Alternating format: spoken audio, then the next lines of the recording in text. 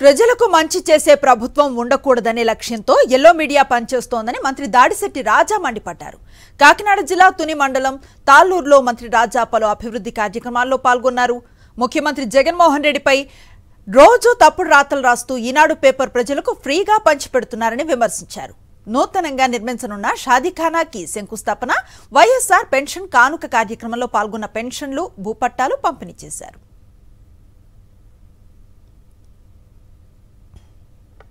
వద్దన్నా సరే మనకి మంచి పెట్టుకుంటూ పోతున్నాడు.